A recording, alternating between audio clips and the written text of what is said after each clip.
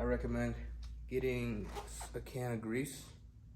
We grease the hardware. So for example, you want to check and use a tool that you have. I like using this three-way because it can go like this, hold here, and turn that. So definitely inspect your hardware. If it has some grease or dirt, you can just wipe it off, check it. It's got some black, so that means it's a little dirty. And I'm just gonna use this rag. Also, I guess, make sure you either have a towel or a rag.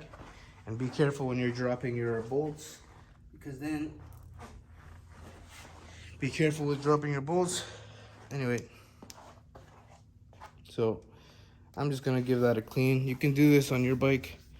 I'm not gonna do it on everything, but just to show you guys what kind of work you can do on your own bike to help it just last longer, and give you a safe peace of mind. All right, so I cleaned that. Just gonna grab a brush or use whatever you can. Your fingers are fine, and just put a little bit right on those threads. That's good enough. You don't need to paint it like you're painting the Mona Lisa. So put that back on and just tighten that up. So this is the Park Tool Torque ATD 1.2. So next thing you want to do is you want to make sure when you tighten it that the gaps here and the gap here are even and the same. Reason is because if it's lopsided, then the head isn't gonna rest as nice and flush. So you want to make sure that each gap on the top and the bottom, depending on what kind of bike you have, is even. Some clamps will tell you that they want you to put no gap, so you completely close off one side and then leave the other side open. But this bike is your average bike, so I'm just gonna make sure here and here are the same, and then torque it down. Some stems will have a number on the top. This one says 6 Newton meters. So I'm gonna use this tool and I'm just gonna torque it down to 6 Newton meters. So that is 6. This tool goes all the way up to 6, so convenient. And just check it. So see, I can keep tightening it. And now it's torqued down to the correct setting. Check this one. Good. Make sure your tool goes completely inside the bolt. You don't want to have it just kind of half dangled, and then you're gonna round your bolt, and then you gotta drill it out. You don't want to do that. So check it. Good. Okay, so the next step what you can do is you can grease these 2 bolts here on the side, and you can grease your stem cap. So when you do this on the stand, you want to be careful, because when you loosen these 2 side bolts, just gonna loosen that one and loosen this one, right? So now you can see here that my wheel and my handlebar are gonna be they're gonna be moving different directions. So that's okay. You can set the bike on the ground, and after you've greased everything, you can strain it, look at the stem, look down at the wheel, and just make sure it's straight. Tighten the bolts. You want to tighten it evenly again, and use your torque if you want to, or just do it hand tight. Just you'll learn how much the torque is. But one thing, if you loosen this bolt and these 2 bolts are loose, your fork is gonna drop. So I'm gonna loosen these and just show you what happens.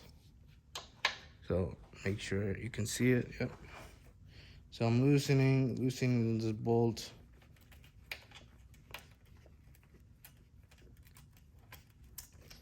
Okay. Now I'm gonna see here. Oh, well, usually if everything's kind of dirty and you got a bunch of stuff, it'll hold the fork.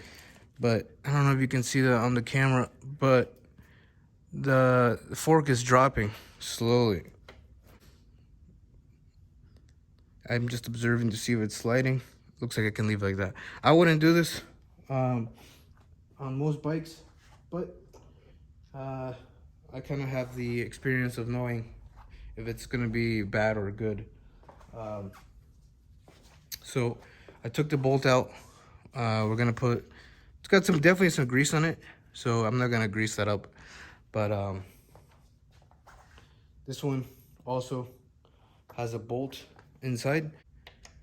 Just gonna tighten that up.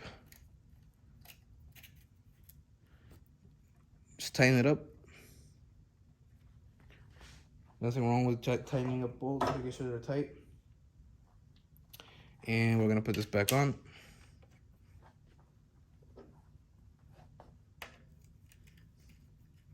I really like the 3-way because I can do this stuff. I don't really like the power tool one because you have to hold it and then do that. Actually, why not? Let's try it real quick. So I grabbed the power tool one and we're just gonna put that in. And let me see if I can show better. There's the power tool one. And I guess hold it. So see, I don't really like it because these are too short and my finger slips a little. Actually, it's not bad. Yeah, but it just doesn't feel as stable as using one of these shorter ones. Oh. So once you take these bolts apart, your headset is now going to be really loose. You can see this is just swinging really pretty freely. So what you want to do is first, so you can understand what loose feels like, not just with this, but if you put your hand right under where the fork and the head tube join, you put your hand there, and then let me see if I can back this out just a little bit more. So if you put your hand right there in the back and you send a vibration upward like this, you'll feel that. Make sure your tire's inflated. You'll feel just going up like that. You'll feel a bit of play there. So that means it's loose. We're gonna tighten this back up. Make sure those 2 side bolts are loose. And gonna tighten this up a bit more. Okay, feels still pretty good. And I'm gonna give it a check with the hit. I'd say that's pretty good. Sometimes these things set, so I'm just gonna give it make it a little tighter and then leave it at that. And that's it. And it still feels good. I'm just gonna tighten these 2 side bolts really quick before I move on, because I don't want this to just keep moving around. And I'll adjust it and straighten it later. We wanna make sure that our wheel and our stem are straight. So I'm just gonna stand here. So looking down, how that looks. Straight. Yeah, I would say that's good. So I'm gonna tighten that. Make sure it doesn't move. And don't forget to use your torque tool if you don't have one, or just make sure those bolts are hand tight and you should be good to go. Just gonna tighten that a little bit. Wow.